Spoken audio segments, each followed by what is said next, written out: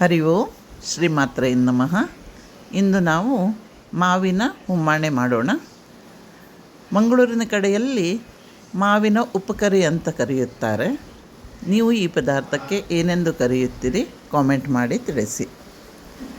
ಚಿಕ್ಕ ಚಿಕ್ಕ ಮಾವಿನ ಹಣ್ಣುಗಳನ್ನು ಸ್ವಚ್ಛವಾಗಿ ತೊಳೆದುಕೊಂಡು ಸಿಪ್ಪೆಯನ್ನು ಬೇರ್ಪಡಿಸಿಕೊಳ್ಳುವುದು. ಸಿಪ್ಪೆಯಲ್ಲಿ ಸ್ವಲ್ಪ ನೀರು ಹಾಕಿ ಕೈಯಿಂದ ಕಿವುಚಿ ರಸವನ್ನು ತೆಗೆದು ಮಾವಿನ ಹಣ್ಣಿನಲ್ಲಿ ಸೇರಿಸುವುದು. ಅರ್ಧ ಟೀ ಸ್ಪೂನ್ ಅರಿಶಿಣ, 1 ಸ್ಪೂನ್ ಉಪ್ಪು ನಿಮಗೆ ರುಚಿಗೆ ತಕ್ಕಷ್ಟು ಹಾಕಬಹುದು, ಸೇರಿಸಿಕೊಳ್ಳುವುದು. ಒಗ್ಗರಣೆ ಹಾಕಲು ನಾವು ತೆಂಗಿನ ಎಣ್ಣೆಯನ್ನು ಉಪಯೋಗಿಸುತ್ತೇವೆ. ತೆಂಗಿನ ಎಣ್ಣೆ ಕಾದ ನಂತರ ಸಾಸಿವೆ,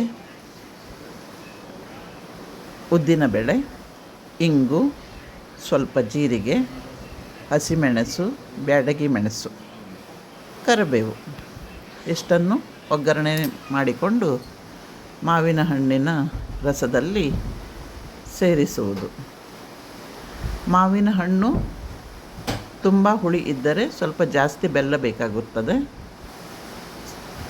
ಮಾವಿನ ಹಣ್ಣು ಸಿಹಿ ಇದ್ದರೆ ಸ್ವಲ್ಪ ಹಾಕಬಹುದು. ನಿಮಗೆ ರುಚಿಗೆ ತಕ್ಕಷ್ಟು ಬೆಲ್ಲವನ್ನು ಸೇರಿಸಿಕೊಂಡು ಚೆನ್ನಾಗಿ ಕುದಿಸಿ ಅದರಲ್ಲಿ 1 ಸ್ಪೂನ್ನಷ್ಟು ತೆಂಗಿನ ತುರಿಯನ್ನು ಹಾಕಿಕೊಳ್ಳುವುದು.